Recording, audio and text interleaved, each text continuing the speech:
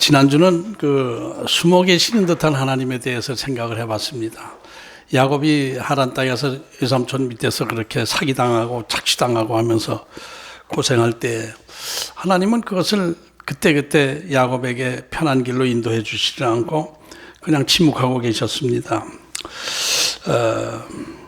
그것은 하란 땅은 사실 하나님의 언약의 백성으로서 야곱이 그 땅에서 하란 땅에서 영원히 이렇게 자리 잡고 살 그런 그 자리는 아니었습니다. 하나님께서 야곱에게 주신 것은 가나안 땅을 주시겠다고 약속하셨고 후손에게까지 주시겠다 이렇게 약속하셨고 네가 돌아와야 될 것이고 돌아올 때까지 내가 너를 지켜주시겠다 이렇게 말씀을 하신 거예요. 그런데 하나님께서 지켜주시겠다고 약속하신 대로 야곱의 삶이 이게 순탄한 삶은 아니었죠. 그런데 그나마 마지막 6년 동안은 하나님의 특별하신 그 도우심 안에서 재산이 많이 불어났지만은 대신 외삼촌으로부터 생명의 위협을 느끼면서 공포 속에서 살아야 했습니다. 자기 자신이 자기 그 재산이 자기 재산 같지 않을 정도로 두려움 속에서 살아갔어요. 왜냐하면은 그곳이 하나님이 원하시는 자리, 하란 땅은 야곱이 거기서 살 자리가 아니었기 때문에 그런 어려움이 겪게 되었다 이렇게 볼 수가 있습니다. 이때 이제 6년이 지난 20년이 찾아 하나님께서 나타나셔서 야곱에게 말씀을 주셨습니다. 나는 베델의 하나님이다. 내가 너에게 약속한 것 그것을 내가 지킬 것이다. 아버지 곁으로 떠나가라. 내 떠나온 고향으로 떠나가라. 이렇게 말씀을 주신 거예요. 그러나 하나님께서 떠나라고는 하셨지만은 그때 당시 야곱의 상황으로서는 쉽게 안전하게 편안하게 떠날 수 있는 그런 상황은 아니었습니다. 자기가 친자식들과 재산을 가지고 고향으로 떠나겠다고 할 때 외삼촌이 어떻게 나올지 그게 상당히 겁이 나는 거예요.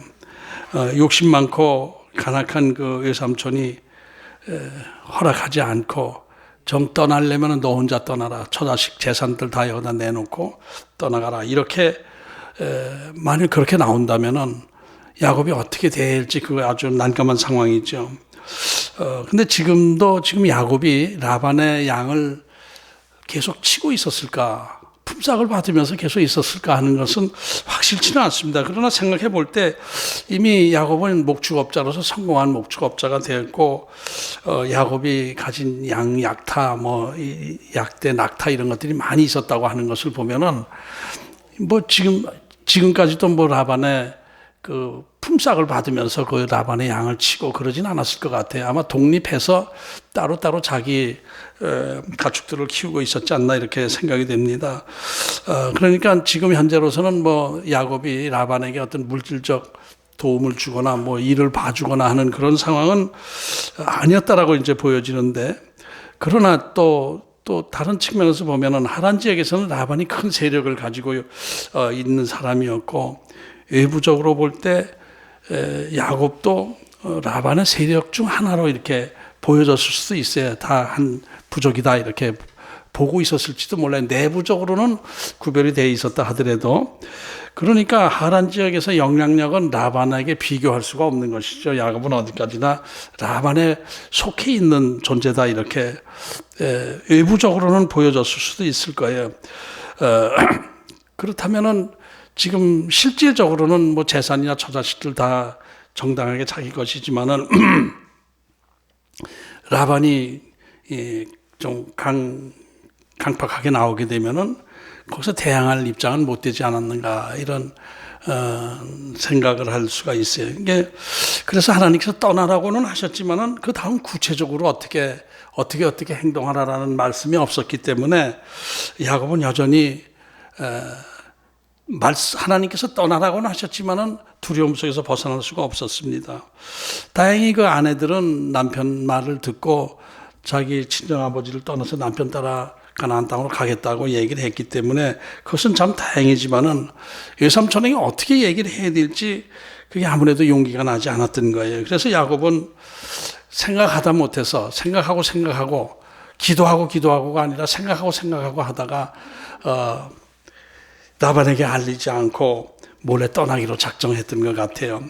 그런데 여기서 우리가 생각해야 될 것은 야곱이 라반에게 떠나겠다고 알리지 않고 몰래 떠나는 행동은 그것은 과연 우리가 어떻게 해석을 해야 될까 하는 것을 생각해 봐야 될 것 같아요.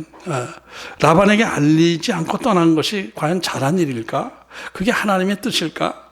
이 부분을 제가 오랫동안 긴 시간 묵상을 해봤는데 몰래 떠난 것은 결코 잘한 일도 아니었고 하나님의 뜻도 아니었다라고 생각이 됩니다.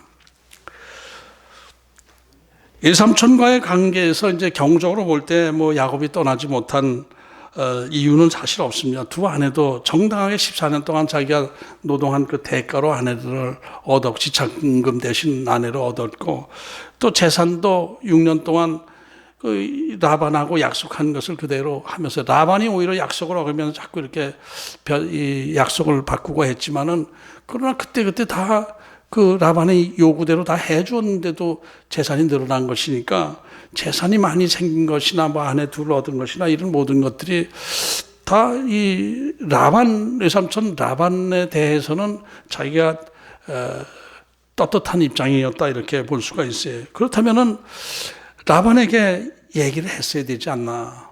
삼촌씨가 이제 떠나겠습니다. 오랫동안 있었는데 고향에도 가보고 아버지도 좀 뵙고 이렇게 하고 싶습니다. 이렇게 얘기해 볼 수 있지 않겠습니까? 그렇게 외삼촌이 강박하고 이 행포를 부릴 수 있는 여지가 있다 하더라도 일단 라반에게 얘기를 했어야 되지 않나 이런 생각이 드는 거예요.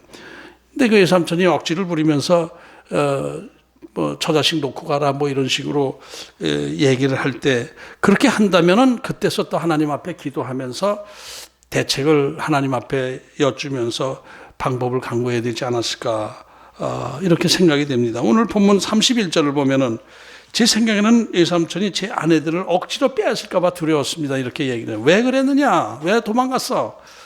이렇게 할 때 삼촌이 내 아내들을 빼앗을까 봐 좀 겁이 나서 그랬습니다. 이렇게 얘기했는데 이것이 야곱의 그 솔직한 심정이었다라고 생각이 됩니다.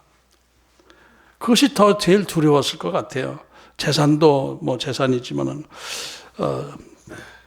그렇다면은 그 문제를 놓고 하나님 앞에 기도했다는 얘기는 없어요. 기도해도 하나님의 응답이 없다면 하나님께 떠나라고 하신 것은 꿈에 분명히 하나님의 음성으로 들었어요. 그러면 구체적으로 이게 라반이 괜찮겠습니까? 라반이 또 방해하지 않겠습니까? 이것도 질문하고 거기에 대한 하나님의 응답이 없다면 떠나라고 한 것에 대한 그 하나님의 음성도 다시 생각해 봐야 되는 것이죠.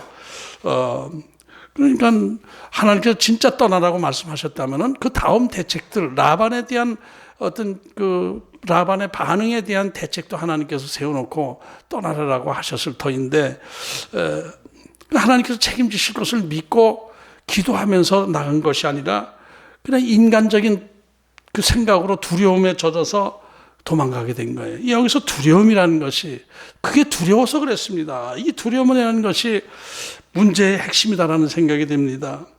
야곱의 성격의 특징 중 하나가 바로 무슨 일이 생겼을 때 겁을 먹고 두려워하면서 자기 생각대로 행동하는 것, 이게 야곱의 가장 큰 문제다 하는 생각이 됩니다.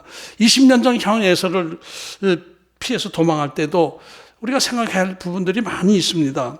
어머니 리브가의 그 강요로 해가지고 아버지를 속이고 장자의 축복 기도를 받았다고 하지만은 허겁지겁 도망치는 상황 안에서 장자권의 그 실효가 없어진 거 아닙니까? 허겁지겁 도망갈 거라면 장자권을 자기가 기도를 받았다 하더라도 에서가 눈이 파랗게 살아 있으면은 장자권 행사를 할 수 없는 거 아닙니까? 에서가 스스로 포기하게 만들기 전에는 장자권 그것을 자기가 차지할 수 없는 상황이 틀림없는 거예요. 그렇다면은 에서와 분명히 합의를 하든지 뭐 따지든지 해서 정해야 되는 거 아닙니까? 자기가 잘못한 거 있죠.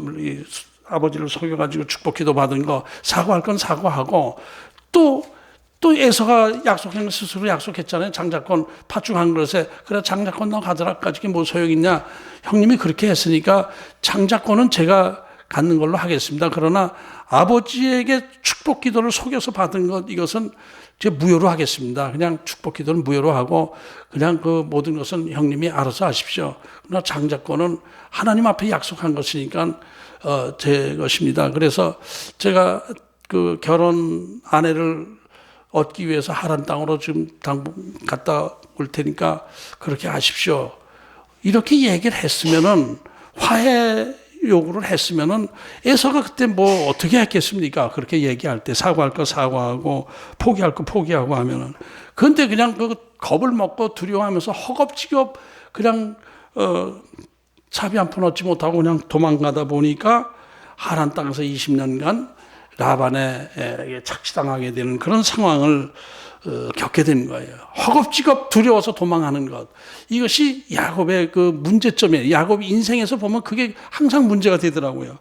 이제 20년이 지나서 예삼촌 라반과의 관계에서 또 두려움을 느끼고 몰래 또 도망치는 그거 아니겠습니까? 도망치는 인생이 야곱의 문제단 말이에요. 야곱의 그 일생이 유난히 그 파란만장한 것 가장 중요한 이유가 두려움 속에서 하나님을 의지하지 않고 자기 생각대로 행동한 것.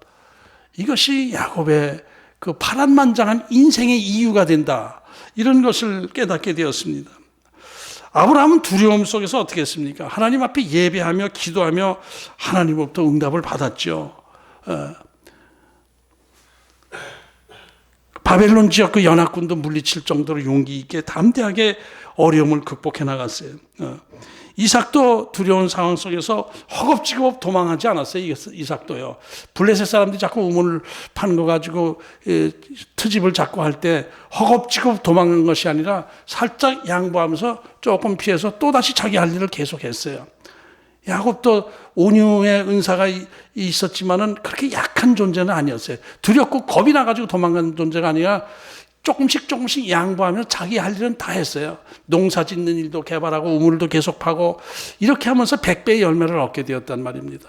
그런데 야곱은 그런 상황에서 그렇게 하질 못하고 허겁지겁 두려워서 잔머리를 굴리면서 도망하는, 상대방의 피해를 입히고 도망하는 그런 스타일이란 말이에요.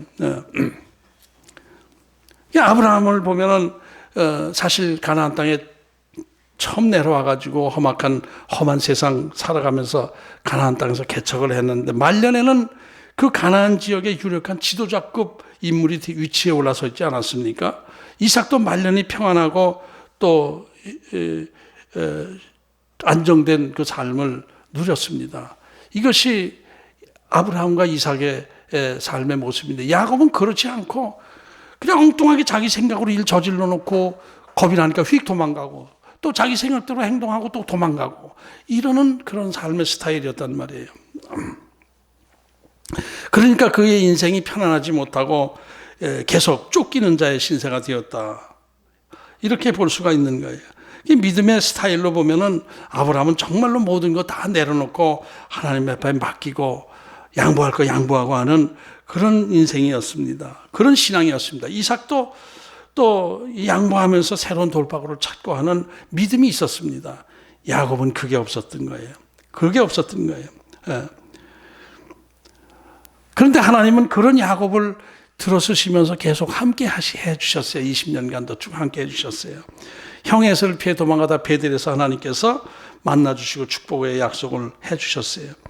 근데 이렇게 하나님께서 축복의 약속을 해주셨다면은 그 다음 돌아가지는 상황 속에서도 계속 하나님께 기도하면서 하나님의 인도하심을 받는 신앙 자세를 가져야 되는데 하나님의 음성을 듣고 또 응답을 받고 나서는 바로 자기 생각대로 행동을 했단 말이에요.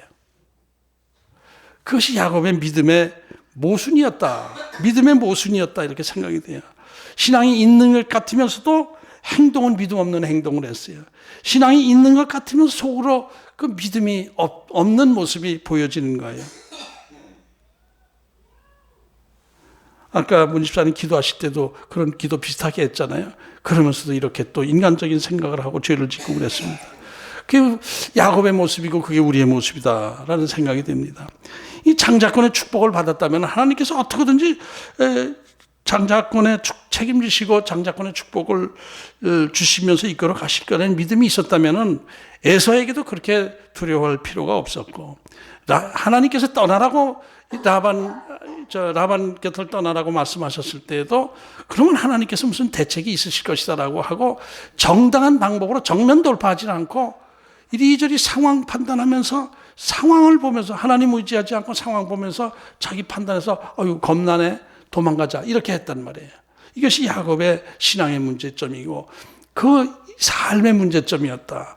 그 인생이 어렵고 쫓기는 인생, 파란만장한 인생을 살게 된 것, 존중받고 인정받으면서 말년을 지내지 못하게 된 것, 다 그런 야곱의 그 기질, 믿음 없는 기질 때문에 그런 것이다. 이렇게 볼 수가 있습니다. 오늘 본문에서 또 좀 제 생각 같으면 당당하게 라반에게 하나님께서 올해 한 20년간 저를 이렇게 키워주시고 이렇게 재산도 불려주시고 해서 감사합니다. 그런데 하나님께서 이제 고향으로, 저도 고향으로 한번 가고 싶고 아버지도 뵙고 싶고, 그런데 하나님께서 꿈에 고향으로 떠나라고 말씀을 하셨습니다. 이제 작별해야 될 것 같습니다. 이렇게 당당하게 얘기할 때 라반이 뭐라고 그랬을까요? 암만 강박한 뭐라고 그러더라도 사람이라도 뭐라고 그랬겠습니까? 믿음의 행동을 하질 못했어요. 그런데 이제 겁이 나서 야반도주 하다가 오히려 트집을 잡히는 상황이 된 것이죠. 도망가니까 드라빔을 훔쳐가면서 또 도망하고 이렇게 되니까 오히려 약점이 없었는데 약점으로 잡히는 그런 상황이 된 것이죠. 그래서 오늘 그 제목을 또 도망치는 야곱이라고 했어요. 또 도망치는 야곱. 우리 인생에 자꾸 도망치는 삶을 살면 안 돼요. 정면 돌파하는 삶을 살아야 돼요. 믿음 안에서. 우리 앞에 장애물이 가로막힐 때가 많지 않습니까? 하나님의 크신 뜻 안에서 내가 그 길을 가고 있는데도 그게 순탄하지만은 않아요. 가로막힐 때가 있어요. 이럴 때 아이고 겁난다 하고 도망가지 말아요. 앞에 산이 가로막히게 되면 어떻게 산을 올라갈까 돌아갈까 터널을 뚫을까 이걸 강구해야지. 아이고 산이 가로막혔네 빠꾸하자 이건 안 된단 말입니다. 그래서 그 믿음의 우리 자녀들은 그런 상황에서 하나님 앞에 기도하면서 그 방법까지 하나님으로부터 응답을 받아야 되는 것입니다. 야곱이 나중에 애굽 왕 바로 왕을 만나서 요셉에게 갔을 때에 바로에게 몇 살이냐고 바로 왕이 물을 때 130살 살았습니다. 그런데 제 인생 130년 아주 험악한 세월이었습니다. 이렇게 얘기한 것이 자기 탓이에요. 자기 탓. 정면 돌파하는 스타일이 아니라 자꾸 도망가고 피하는 두려움에 젖어 있는 그런 믿음의 스타일 때문에 그런 것이다 라는 것입니다. 우리 하나님의 인도하시면서 살아간다고 하는 우리 그리스도인들, 야곱의 스타일이 많이 있습니다. 저 자신도 생각해 보면 그렇습니다.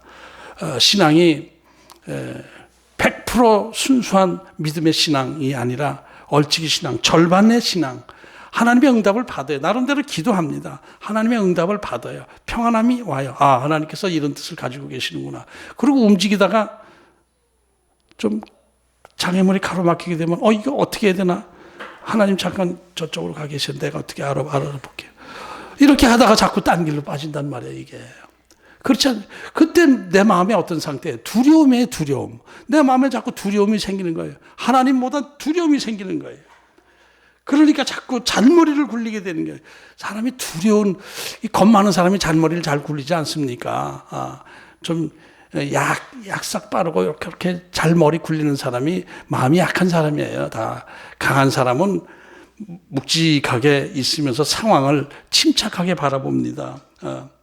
하나님께서 우리에게 메시지를 주시고 응답을 주시고 하실 때에 하나님께서 우리에게 이 문서로 구체적으로 하늘나라 직인 찍어서 우리에게 보내주시나요? 아니잖아요.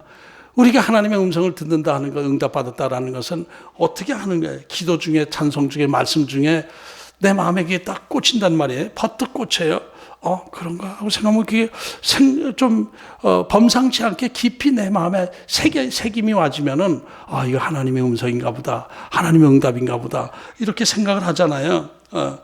그래서 그것을 하나님의 음성을 알고 선택의 방향을 정해 나가는데, 근데 이제, 우리, 살다 보면은 이제 믿음의 상황에 따라서 좀 많은 여러 가지 종류가 있지만은 그게 하나님의 말씀일 수도 있고 때로는 내 생각일 수도 있고 또 사탄의 유혹일 수도 있고 그런 애매한 부분이 많이 있지 않습니까? 이게 정말 하나님의 말씀인가? 하나님의 응답이었나? 아니면 내 생각이었는가? 아니면 사탄이 나를 꼬드겼나?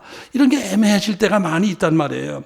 이럴 때 우리는 어떻게 해야 되냐면 그럴 때 두려워서 내 생각대로 내 판단 머리 굴리는 것이 아니라 더 하나님 앞에 겸손하게 기도하면서 깊이 있게 구체적으로 하나님의 인도하심을 구해야 되면서 하나님의 뜻을 따르려고 애를 써야 되는 거예요. 물론 쉽지 않지만은 자꾸 기도해야 되는 거예요. 쉽지 않은 것 자체가 내가 변화되지 않았다는 얘기거든요. 구체적인 응답을 하나님께서 안 해주신다는 것은 내가 완전히 내려놓고 변화되지 않았기 때문에 그런 거예요. 그러니까 그때 계속 내려놓고 기도하는 그런 자세를 가져야 됩니다. 이제 그런 것들이 이 야곱의 모습에서 많이 보여지는 거예요. 근데 기도는 또 언제까지 해야 되나 하는 문제도 사실 쉽지 않습니다. 기도는 얼만큼 해야 되나? 100일 작전 기도 해야 되나? 철야 기도 해야 되나? 새벽 기도 100일 철야 기도 해야 되나? 작전 기도 해야 되나? 이런 많은 생각이 들어요. 얼마 전에 제 가까운 아는 사람이 뭔가 시작을 했는데 일이 잘 풀리지 않고 어려움을 계속 겪고 있는 상황 속에서 제가 대화하다가 좀 더 기도하면서 하나님의 뜻을 구했어야 하지 않았을까 하는 생각이 든다고 그랬더니 그분이 화를 벌컥 내면서 나 기도할 만큼 하고 시작한 거예요. 기도할 만큼 했어요. 저도 기도 안 한 거 아니에요. 그래요. 근데 거기서 또 다투기도 그래서 그냥 끄떡끄떡하고 말았는데 이 기도할 만큼 나도 했어요라는 것은 이게 정답이 아니거든요. 기도할 만큼이 어디까지인데 기도 오래 했다고 해서 그것이 응답되는 것이고 짧게 했다고 응답되는 게 아니지 않습니까? 깊이 있게 하나님의 음성을 듣는 그것이 정답이지 기도할 만큼 나도 했는데 그래요. 이것은 정답이 아니란 말이에요. 그게 하나님의 기도와 응답에 대한 개념을 잘 몰라서 그러는 거예요. 끝까지 믿음을 가지고 구하면서 나가는 그 믿음의 자세 안에서는 실패라는 것은 없습니다. 실패인 것처럼 보여도 끝까지 믿음으로 구하고 나갈 때에 그 실패의 모습이 역전이 되는 거예요. 그 돌파할 수 있는 길이 또 거기서 열려지는 것이죠. 근데 기도할 만큼 하고 했는데 일이 안 되네요. 이게 하나님이 또 숨어 계시네요. 이렇게 생각하는 것이 이게 믿음의 문제라는 말입니다. 디모데후서 1장 7절에 보면 우리가 잘 아는 말씀이 어제 김학림 집사님 가정에서 설교 본문 주제인데 디모데후서 1장 7절에 하나님이 우리에게 주신 것은 두려워하는 마음이 아니요 오직 능력과 사랑과 절제하는 마음이다.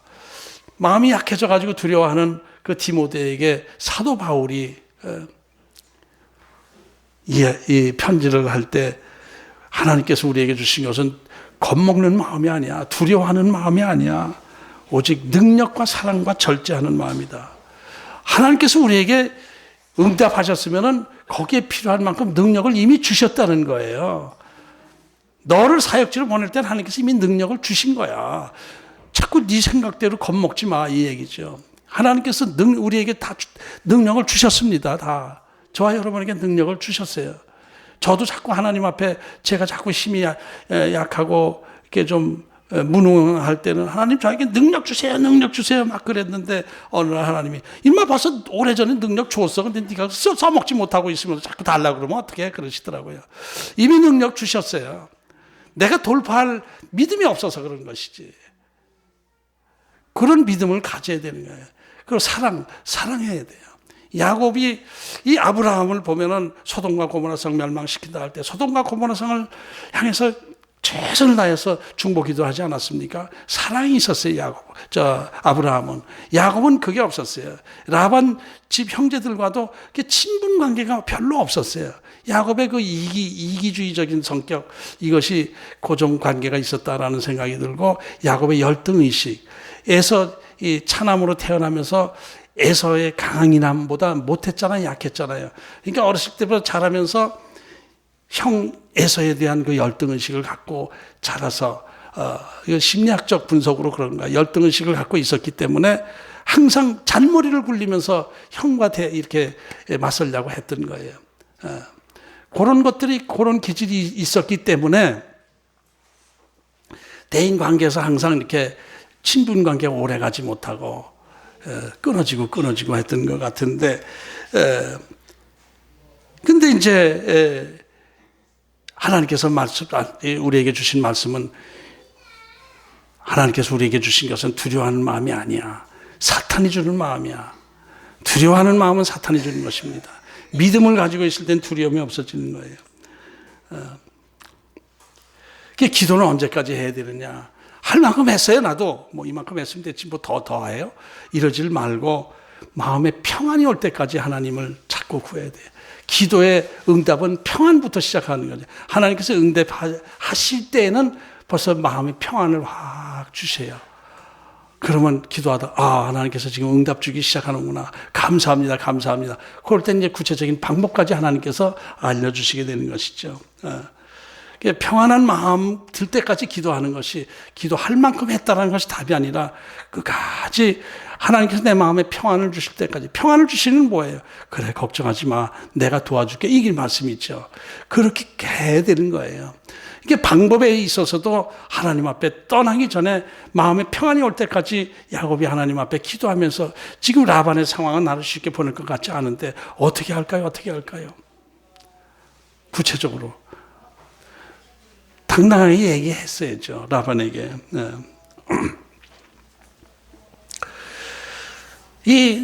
그래서 인간적인 생각을 할 때 야곱이 보기에, 야곱의 그 잔머리 계산에 딱 볼 때 좋은 찬스가 와요. 양 털 깎는 시간이 온 거예요. 털 깎는 시기가 온 거예요. 이 유목민들은 봄철이 되게 되면은 양들을 다 모아서 털을 다 깎습니다. 이제 겨울에는 우기철이고 춥고 할 때는 그냥 털을 놔두죠. 털이 만큼 추울 때 털이 더 자라죠.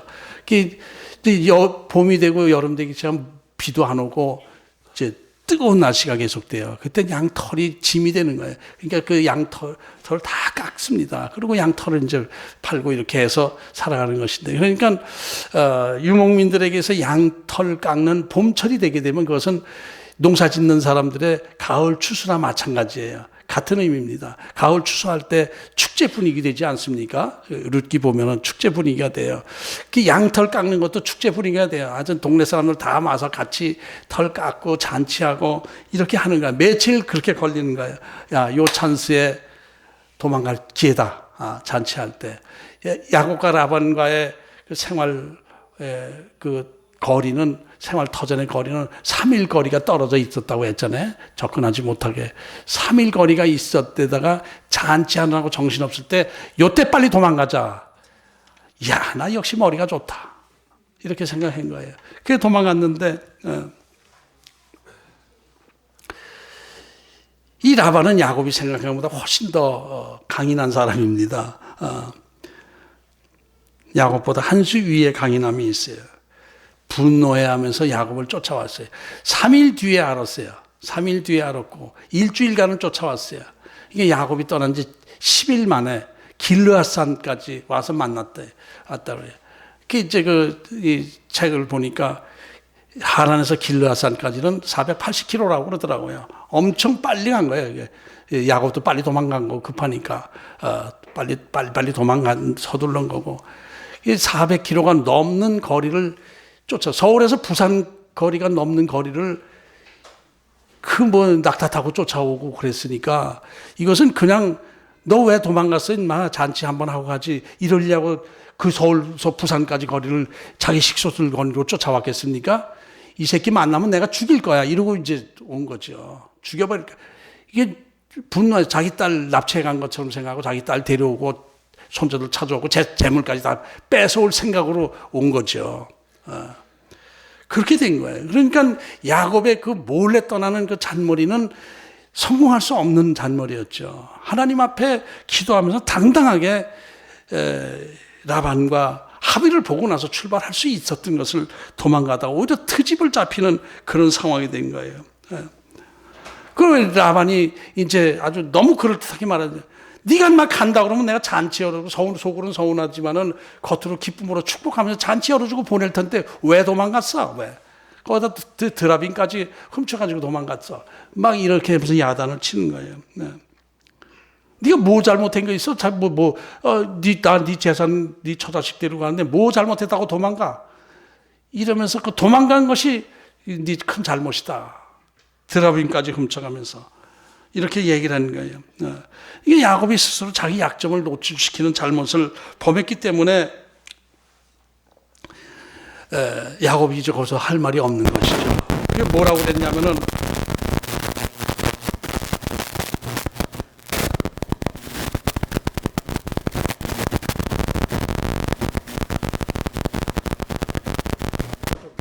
뺐다 껴.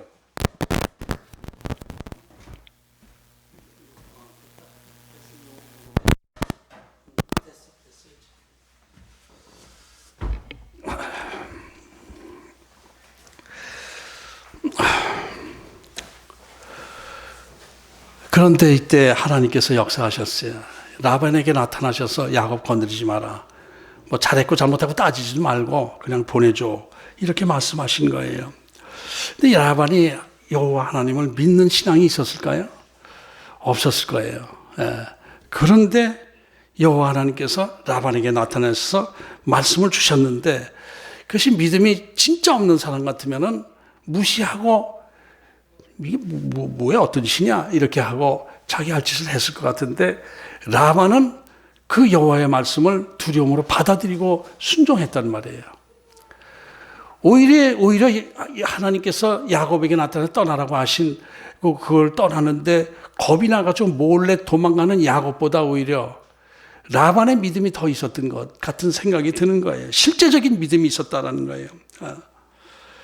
우리의 믿음 이런 모습이 그럴 때가 지금 많이 있어요. 제가 이렇게 살아가면서 보면은 믿는다고 하면서 믿음 없는 사람이 많아요. 근데 오히려 교회 나오지 않는 사람, 믿지 않는다고 하는데 그 마음속에 구체적으로 예수 그리스도를 믿는 그 믿음은 아니지만은 뭔가 알지 못하는 신에 대한 두려움을 갖고 있는 스타일이 있어요. 그 신에게 겸손한 사람이 있어요. 이렇게 미신이지만은 그런 사람들이 있는가 하면은 하나님을 믿는다고 하면서 그 마음속에 신이 안 계신 그런 믿음들이 많단 말이에요. 기도해요. 응답도 받았다고 그래요. 근데 하는 행동은 전부 인간적인 행동이에요. 자기 생각으로 행동해요. 아멘 하고 나서 행동하는 것은 노멘 그 자기 알아서 하는 거예요. 이런 신앙들이 많아요. 야곱이 그런 모습이 있고 오히려 라반은 믿음 없는 사람이지만 우상을 드라빈은 가족 수호신입니다. 가족에 대한 수호신. 가족 하나씩 다 주는 경우도 있고 주머니에 넣기도 당는 조그만 것도 있고 발등만한 것도 있고 여러 가지 있는데 하여튼 가족 수호신으로 하는 거예요. 그리고 하나가 있다면은 하나가 가정에 있으면 그건 장자에게 남겨주는 장자권의 어떤 이 옥새 같은 그런 역할을 하는 것이죠. 그것을 라헬이 훔쳐갖고 도망갔어요. 그것도 믿음이 없는 거예요. 그걸 훔쳐오면은 요 드라빔이 나를 지켜줄 것이다라고 생각을 했던 믿음 없는 것인데 오늘의 주제에서 조금 벗어나기 때문에 생략하겠습니다. 마음속에 신을 두려워하는 그런 사람이 있는데 라반이 그런 사람이었어요. 강인하면서 이 어떤 신에 대해서 하나님께서 나타나시면 순종하는 그런 믿음이 있어요. 이게 참 믿음의 신비다 이렇게 생각할 수 있어요. 믿음 좋다고 하는 그리스도인들 중에서 오히려 그 사람보다 속에 하나님이 안 계신 스타일이 꽤 있단 말이죠. 야곱은 하나님의 말씀을 믿음으로 받고 나서 그 다음 행동은 믿음 없는 행동을 했지만은 그러나 라반은 믿음 없는 사람 같지만은 하나님의 말씀을 들을 때 믿고 순종하고 보내는 거예요. 근데 여기서 이제 하나님의 역사하심 있죠. 하나님께서 라반에게 나타나시는 믿음 없는 그 야곱을 하나님께서는 계속 다루어 나가시며 훈련하시며 쓰시고 계시는데 그 믿음 없는 행위를 했는데도 하나님이 또 도와주시는 거예요. 아이 자식 어리석은 놈 왜 또 믿음 없는 짓을 했니 하면서 하나님께서 야곱을 지켜주신 거예요. 하나님은 이런 신실하신 하나님이에요. 신실하신 미쁘신 하나님이시단 말이에요. 그 하나님을 우리가 믿어야 된단 말이에요. 그 믿음이 깊이 있어야 돼요. 그래서 살다가 좀 어려움이 생기고 장애물이 가로막힐 때 두려워서 내 생각대로 이렇게 해서 피하려고 하지 말고 기도하면서 담대하게 정면 돌파하는 믿음을 우리가 가져야 된단 말입니다. 우리 믿음을 다시 한번 점검해 보십시다. 우리 마음에 두려움이, 저와 여러분의 마음에 두려움이 생긴다 할 때는, 이건 내 마음에 두려움이 생긴다 할 때는 어떤 신호냐면 기도해라라는 신호거든요. 기도해야 돼요. 두려움이 사라지고 마음의 평강이 넘칠 때까지 기도해야 돼요. 계속 겸손하게 기도해야 돼요. 다윗도 그렇게 기도하죠. 어째요 내 마음이 이게 불안해하는 거, 어째요 내 마음이 불안해하는 거, 나의 하나님이여 나의 하나님이여, 방패가 되신 하나님이여 기도하고 계속 그랬어요. 그걸 평안을 찾고 그랬죠. 잔머리 굴리면서 불신앙적 행동을 하고 내 생각을 하는 것이 아니라 하나님께 엎드려 간구하며 기도하며 하나님 앞에 더 엎드릴 때에 하나님이 나타내 보여주시는 것이죠. 그래서 얼치기 신앙에서 벗어나야 됩니다. 적당한 그 절반적 신앙에서 벗어나야 돼요. 어떤 건 믿고 어떤 건 안 믿고. 뭐 잘 될 때는 하나님께서 축복해서 감사합니다 그러다 안 될 때는 하나님께서 숨어 계시고 나를 버리시고 떠나셔서 저는 제대로 하겠습니다 이런 믿음이 아니라 끝까지 우리의 삶을 책임지시는 하나님을 믿고 계속 하나님 앞에 가까이 나아가야 돼요. 절반 신앙에서 벗어나야 됩니다. 수박의 신앙에서 벗어나야 돼요. 도마도 신앙이 돼야 돼요.